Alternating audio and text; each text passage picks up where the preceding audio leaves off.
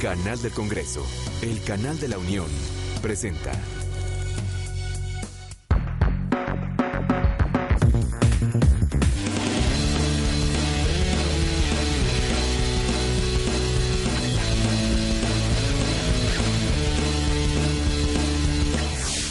¿Qué tal? Soy Manuel López San Martín. Bienvenidos al canal del Congreso, bienvenidos también a esta visión universitaria, un espacio de diálogo e intercambio de ideas entre legisladores y estudiantes universitarios.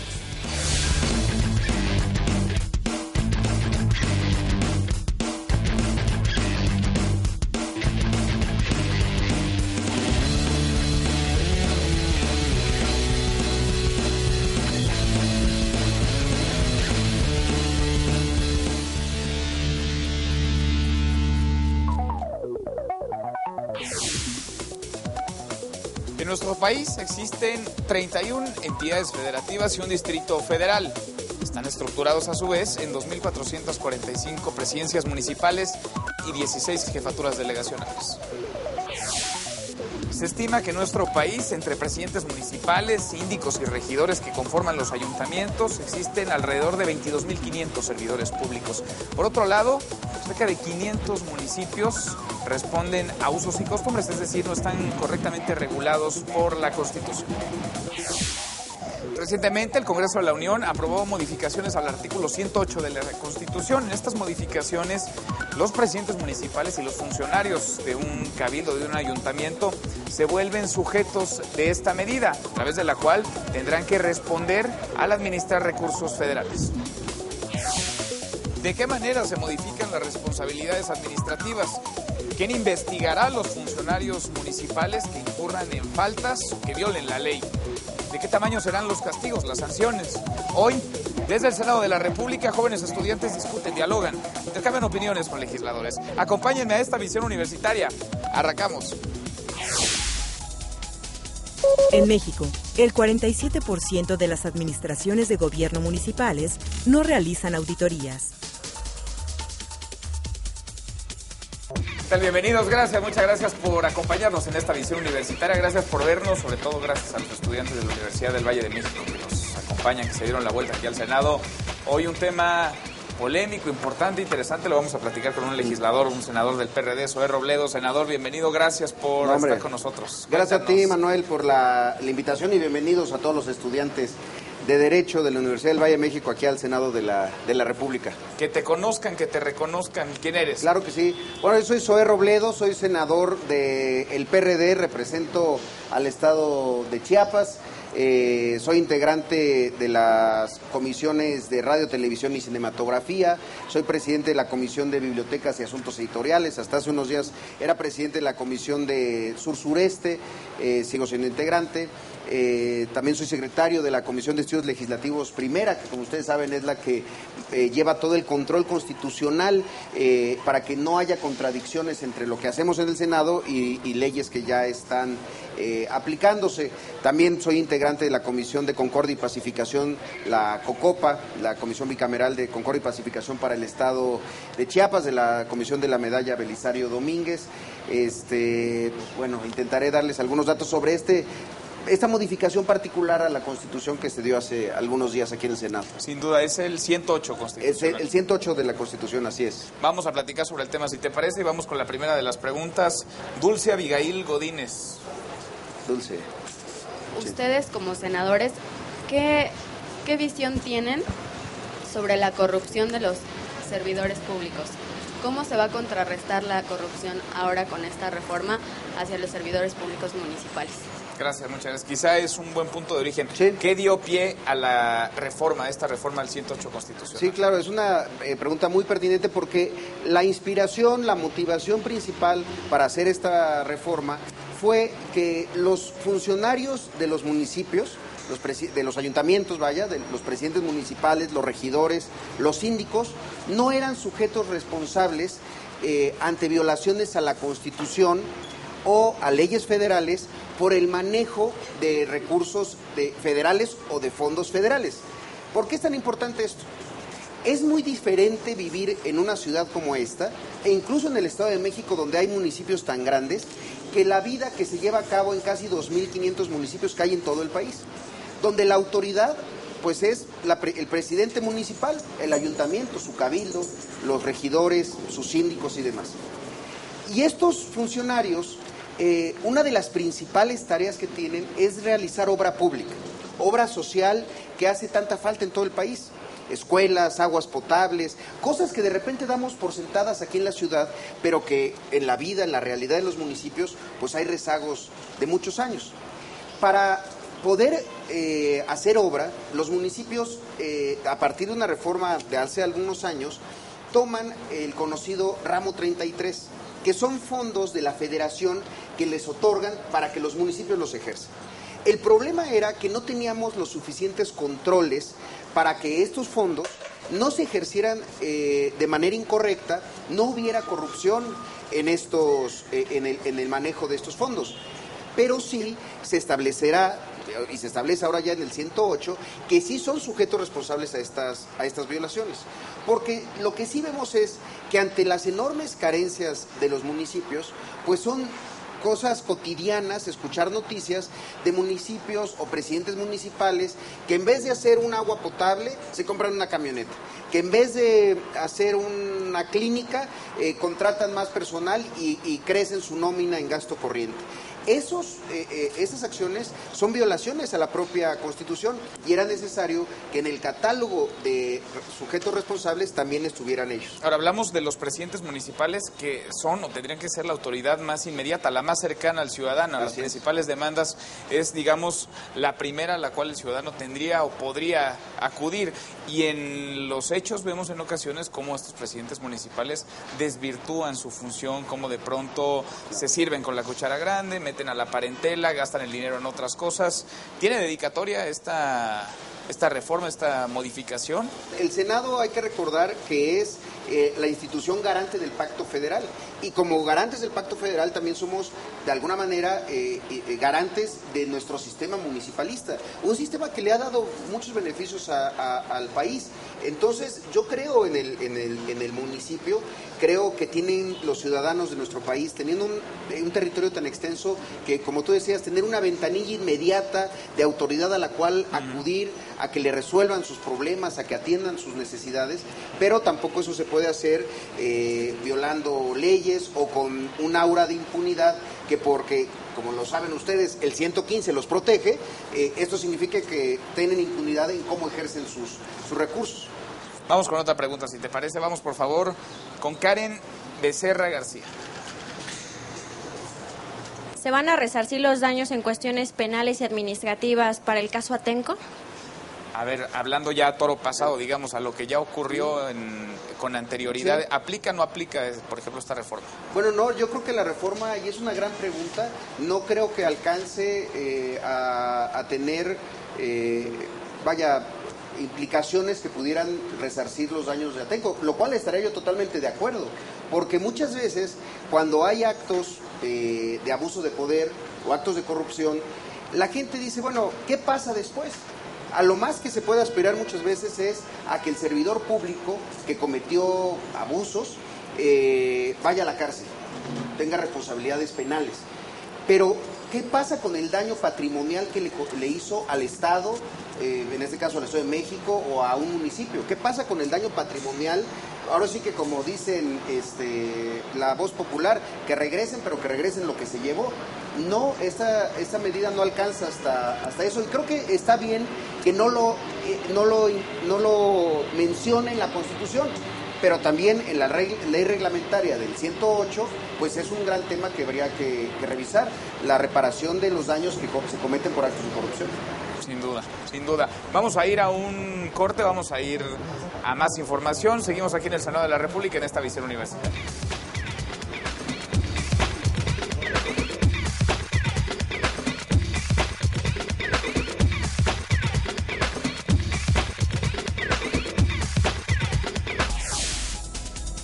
Solo el 31.4% de las administraciones de gobierno municipales del país cuenta con esquemas de sanción para servidores públicos. En México, solo el 46.6% de los municipios tienen programas de transparencia y anticorrupción. Seguimos, gracias, muchas gracias por continuar con nosotros en esta visión universitaria, senador Zoé. Hemos visto cómo entidades completas de pronto quedan en la bancarrota, recursos que se dicen se aplican para una obra que no aparecen, obras incluso anunciadas que se presumen y que jamás iniciaron.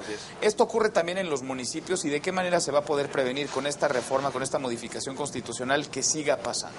Bueno, sin duda esa es la motivación, de tener estas prácticas, y la reforma a la Constitución, repito, lo que tiene es que ya los hace sujetos responsables, que no lo eran, era algo de verdad inconcebible. Hay, digamos que un catálogo... O sea, antes podían hacer y deshacer prácticamente pues bueno, a placer. No, había otras regulaciones, leyes, digamos, que establecían responsabilidades sobre los servidores públicos. La propia ley de responsabilidades sobre servidores públicos alcanzaba a los funcionarios de los ayuntamientos, pero el hecho era que no estuviera en la Constitución, cuando otros funcionarios sí están como responsables, sujetos responsables de violaciones a la Constitución o mal uso de recursos públicos.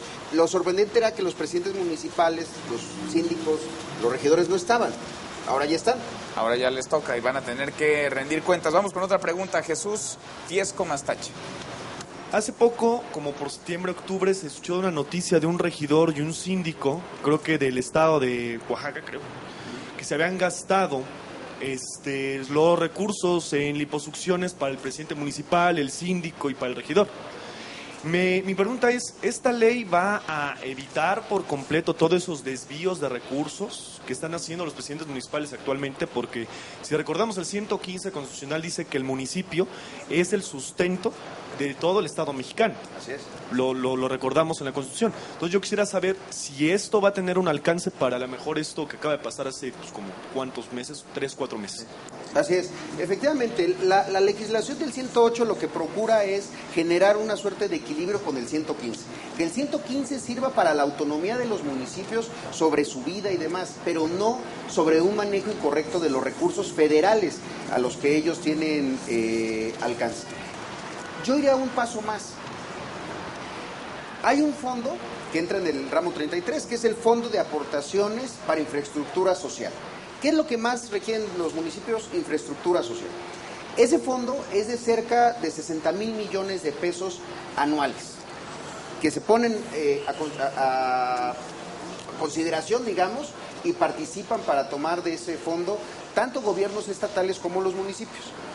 De ese fondo en total, más o menos el 70% se lo terminan llevando los municipios. Les voy a hablar del caso que más conozco, que es el de Chiapas. El 19% de todo el fondo, de los 60,000 millones de pesos, se lo lleva Chiapas. Casi 12,000 millones de pesos. De esos 12,000 millones, más o menos, ¿no? 9 lo ejercen los presidentes municipales. El año pasado no ejercieron la mitad. Entonces, ¿qué pasa cuando hay subejercicio? ¿Es un delito subejercer o no? Yo creo que sí, para estados donde hay tantas carencias. Es decir, ¿qué está pasando? Ya sea por ineptitud o por corrupción, que no se están ejerciendo recursos. ¿Qué es lo que ocurre muchas veces? La federación le dice al municipio, ten este dinero para que hagas obra social, pero les dice al municipio, si la haces, yo la voy a coordinar y yo voy a ver que se haga la obra, lo que tú mencionabas. Hay casos enormes de obras que están presupuestadas, que se gastaron el dinero y que uno va a ver y no está el hospital, no está el puente, no está la calle pavimentada. Y entonces los municipios, cuando dejan de tener control sobre los fondos, deciden no ejercerlos porque dicen, ya no voy a poder dar el moche, ya no voy a poder llevarme una tajada de la obra. Y entonces eso lo desincentiva. Eso es terrible, de verdad.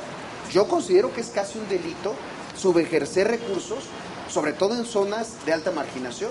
Entonces sí, son los abusos como este que mencionas, de verdad que son tan agraviantes. Pero también es esta otra parte, que no se está observando en esta ley, por ejemplo, en esta modificación de la Constitución. Yo creo que debemos de ir a una extraordinaria ley secundaria, el 108, que incorpore el subejercicio como una causal para iniciar por lo menos un proceso de investigación, es decir, ¿por qué no te gastaste el dinero que la federación te estaba dando? Porque lo que vemos muchas veces es un acto de corrupción. Sin duda. Hablabas de los moches. Hace no mucho tiempo se destapó esta cloaca en donde presuntamente presidentes municipales le daban un moche, una parte, un porcentaje a los legisladores que les autorizaban recursos para sus respectivos municipios, para sus alcaldías. ¿Quién va a ser el encargado de revisar que se aplique lo que se tiene que aplicar y de fincar las responsabilidades? ¿Cae en un terreno federal, en un terreno estatal? ¿Cómo está incorporado eso en la legislación? Mira, sí cae en un terreno federal, pero también es mucho el trabajo que tienen que hacer las propias procuradurías de los estados. Creo que no pueden ser omisas de su propia responsabilidad. Como ustedes saben, este es un asunto de la Cámara de Diputados y creo que nosotros tenemos que tener una responsabilidad desde el Senado. Nosotros no aprobamos la ley de presupuesto de egresos, pero sí poder ser quienes observen cuando haya este tipo de abusos. El tema de la gestión de un legislador es un tema de fondo, porque muchas veces en los estados la población no está, desafortunadamente lo digo, tan atenta del trabajo legislativo y está muchas veces más atenta de cuál es la gestión que hizo un legislador. ¿Es válido hacer gestiones? Yo creo que sí. ¿Es válido que esas gestiones generen corrupción, moches y demás? Por supuesto que no. Ahora, también habría que considerar una cosa. Lo que es una causal también de un delito es que un legislador publicite obras que está llevando a cabo el gobierno federal, el gobierno de un estado o una presidencia municipal como suyas porque él las gestionó. Esa es una propaganda gubernamental que está penado y yo he visto que se está empezando a hacer y eso también es inaceptable. ¿Cómo presionar, si es que podemos utilizar esa palabra, a los propios gobernadores para que pues se pongan las pilas? Porque a final de cuentas pues los recursos ni son de ellos, ni son de los presidentes municipales, son de todos los ciudadanos, son de todos los contribuyentes. Eso me parece que debe de ser desde una ciudadanía más activa, que observe y por supuesto que no se deje engañar respecto a las atribuciones que tiene el legislativo y las atribuciones que tienen los presidentes municipales. El legislativo no construye, el legislativo no construye obra, vaya, construimos acuerdos, por eso aspiramos, pero no construye obras, no está en esa parte de infraestructura social. Y lo digo porque en los municipios con muchas carencias es muy fácil de repente que se aparezca un diputado o un senador local, diputado federal o diputado local, y venda una idea falsa, lo cual me parece también una ofensa a la ciudadanía. Sin duda, y los principales observantes, los principales garantes de que se apliquen los recursos, pues tenemos que ser todos los ciudadanos. Vamos con otra pregunta más, vamos con Benjamín Linares Blanco.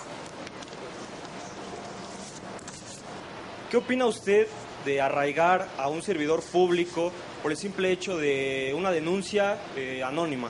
¿Qué opina usted de eso? ¿Lo cree apegado a derecho? ¿Lo califica de legal? ¿Lo califica correcto a los derechos humanos o contrario? ¿Qué opina usted a través de eso? Gracias, muchas gracias. Regresamos con esta pregunta, si te parece. Vamos a ir a un corte, vamos a otra visión y seguimos aquí en el Senado de la República en esta visión universitaria.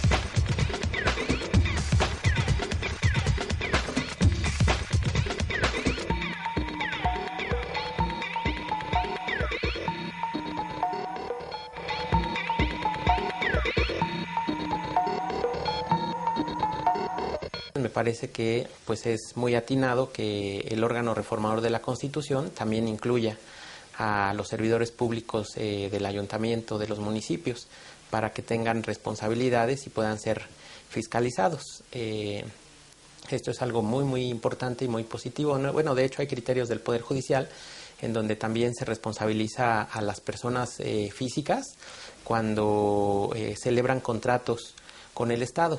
También pueden ser sujetos de responsabilidades pues administrativas o resarcitorias. Por ejemplo, los ponen en un listado, ¿no?, en el que esas personas físicas o a través de sus empresas cometen actos de corrupción. Entonces se les sanciona en el sentido de ya no poder contratar con el Estado. Pero bueno, siempre las personas físicas buscan cómo darle la vuelta, ¿no? Crean otra empresa. Entonces se debería de afinar estos criterios para que no se sigan cometiendo actos de corrupción. En la actualidad, el criterio del Poder Judicial es que la persona que hace una denuncia después ya no tiene interés jurídico, es decir, ya no puede ir a los tribunales a demandar que la resolución que se emitió en el órgano interno de control pues es inconstitucional e ilegal. Dicen los jueces que ahí pierde su interés. Entonces me parece que más que fortalecer esta figura de la denuncia anónima, me parece que se debe de fortalecer la participación ciudadana, y también los tribunales deben de aceptar que una persona que inició una denuncia y que tiene pruebas, que aportó pruebas, pueda continuar con el juicio hasta las instancias internacionales. Esa es una parte importante. Tenemos una ley anticorrupción en materia de contrataciones públicas. En el artículo 2 de esa ley se da un listado de términos que se utilizan en esa ley, pero curiosamente no aparece el término corrupción. El concepto corrupción no aparece en las definiciones. Entonces, pues ahí estamos ante un vacío, y prácticamente se trata de una ley de responsabilidades administrativas. Entonces yo creo que sí se debe de incorporar el término corrupción a la legislación y separar lo que sería una conducta muy grave para el Estado o incluso para las personas, y separarlo de las responsabilidades administrativas y de la responsabilidad patrimonial del Estado. Porque actualmente pues tenemos comisiones anticorrupción en el Senado, en la Cámara de Diputados, tenemos leyes anticorrupción, pero no sabemos qué es la corrupción jurídicamente. Entonces, cada uno de nosotros tiene su propia concepción sobre este término, pero no se llega a definir jurídicamente, entonces es imposible que a una persona se le castigue por corrupción. Entonces yo creo que esto es un primer paso.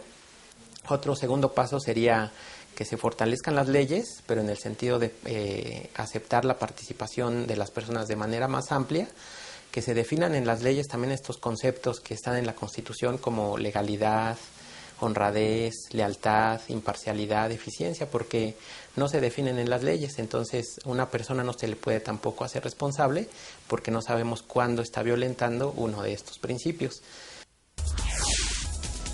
En México, el 25.6% de los municipios capacitan a sus empleados sobre los derechos y obligaciones en torno al acceso a la información pública.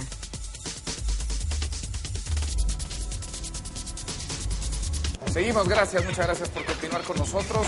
Durante el sexenio pasado se utilizó mucho la figura del arraigo. Este gobierno en sus inicios dijo que la dejaría de lado. A final de cuentas la ha venido utilizando de manera selectiva. No sé si propiamente a través de denuncias anónimas o bajo ciertas investigaciones, particularmente el caso de Michoacán es alguno en donde se ha venido utilizando. ¿Cómo ves esta figura, el arraigo? ¿Aplicarlo o no aplicarlo? ¿Es violatoria o no de los derechos humanos como nos planteaban en la pregunta? Claro, sí, creo que Benjamín acá hace una pregunta muy interesante, porque además es no solamente el arraigo, sino el arraigo a un servidor público en caso de una denuncia anónima, que muchas veces puede estar fundamentada o muchas veces no. Mira, déjenme comentarles una experiencia personal. Yo fui diputado local en mi estado, en Chiapas, y siendo presidente del Congreso del Estado, aprobamos una reforma a la Constitución, y en Chiapas el arraigo ya no existe, se eliminó la figura del arraigo, que muchas veces, y hay que decirlo, se utilizaba de manera incorrecta para perseguir a periodistas, a actores políticos incómodos, a activistas, a líderes de organizaciones no gubernamentales, etcétera. Porque, ¿qué ocurría con el arraigo? Se tenía la lógica de detengo y entonces empiezo a investigar. Ahora sí que para que no se me pele. La lógica del sistema, además del sistema de juicios orales al que vamos a caminar, debe ser toda la contraria. Debe de ser, investigo para detener. Y entonces, la figura del arraigo ahí ya no cabe. Hay observaciones de organizaciones internacionales, de las propias Naciones Unidas, que han recomendado a México en muchos espacios desaparecer ya la figura del arraigo, porque además hay un efecto también en el asunto del arraigo de ineficiencia. ¿A qué voy? Para ponerles el mismo ejemplo de Chiapas, durante cerca de 6 años se habían llevado a cabo, en un sexenio de 2000 a 2006, se habían llevado a cabo cerca de 1,200 arraigos en todo el estado. Y solamente se habían iniciado procesos y había llegado a sentencia cerca de 10 personas. Entonces, todos los otros 1,190 personas que en algún momento habían llegado a su casa, la policía los habían agarrado, los habían subido a una patrulla, los habían metido a un centro de arraigo, pues habían vivido una experiencia que después le dijo el gobierno, disculpe usted, no teníamos nada de qué acusarlo, salga. Pero esa experiencia, pues tiene, ahí otra vez, cómo se resarce ese daño, no solo de los días que pudo haber pasado, también, porque además llegaba a haber casos que estaban arraigados hasta un año. Pero además también en el estigma social del prestigio de esa persona, que pudo haberse visto vulnerado, porque puede ser que alguien no distinga entre lo metieron a la cárcel o lo arraigaron. Para alguien va a decir, pues lo metieron al bote y estuvo en la cárcel un año. Y puede ser que esa persona no era culpable de ningún delito. Entonces yo estoy en desacuerdo en el arraigo en cualquier caso. Y en ese caso yo creo que la autoridad está obligada a investigar muy bien las denuncias anónimas, porque sin exonerar que hay abusos de los servidores públicos, también hay veces que pues hay venganzas personales, otro tipo de motivaciones, pues que no pueden generarse en una acción del gobierno, de la cual después tenga que incluso disculparse. Sin duda, y cae en la cancha, por supuesto, de las responsabilidades de los servidores públicos. Se nos acaba el tiempo, nos gana, senador, si te parece, vamos cerrando. ¿En dónde pondrías el acento, en dónde pondrías también los focos que hay que cuidar para que no se vuelvan rojos en este tema, para que lo aplicado, para lo que está ya en la ley, pues, se vuelva una realidad, digamos, en la práctica? Mira, yo creo que tenemos que voltear a ver al municipio otra vez como efectivamente la figura desde la cual se construye la autoridad en nuestro país. Yo incluso siempre he manifestado mi admiración porque el proceso de transición democrática, que ahí ya es un asunto de discusión de otra materia, si estamos todavía en un proceso de transición o ya que estamos en una democracia consolidada, pero ese proceso inició en los municipios. ¿Dónde empezó a ganar la oposición sus primeras posiciones? En los municipios, allá en el norte del país. Y empezaba la oposición a gobernar y empezaba a demostrar que podía haber una alternativa al partido hegemónico. El municipio tuvo un momento muy vigoroso. Las reformas al 115 fueron muy positivas para darles autonomía y demás. Ahora, ¿dónde debemos de seguir legislando? En que cada vez haya mejores presidentes municipales. El asunto de la reelección va a abrir esa posibilidad, que un buen presidente municipal pues pueda seguir teniendo la confianza de la gente. El buen servidor público, el buen presidente municipal, que se pueda reelegir, yo estoy de acuerdo, siempre y cuando pues se tengan controles y empecemos a tener esta ciudadanía más exigente, que observe, que participe y que premie o castigue a los servidores públicos. Sin duda, cae en la cancha de nosotros. Gracias, muchas gracias, senador, gracias. Eres un senador tuitero, además, recuérdanos tu cuenta en Twitter, es @SoeRobledo, con Z. Para que te sigamos y para que te leamos ahí. Muy y bien. para que te reclamemos también si También, es necesario. Gracias, muchas gracias, senador. Gracias, Manuel. Gracias a los estudiantes de la Universidad del Valle de México por acompañarnos. A usted por vernos, nuestra cuenta en Facebook, el correo electrónico, la página del canal del Congreso está en su pantalla. Escríbanos, sugieran los temas y aquí nos vamos discutiendo en la visión universitaria. Gracias por vernos. Hasta la próxima.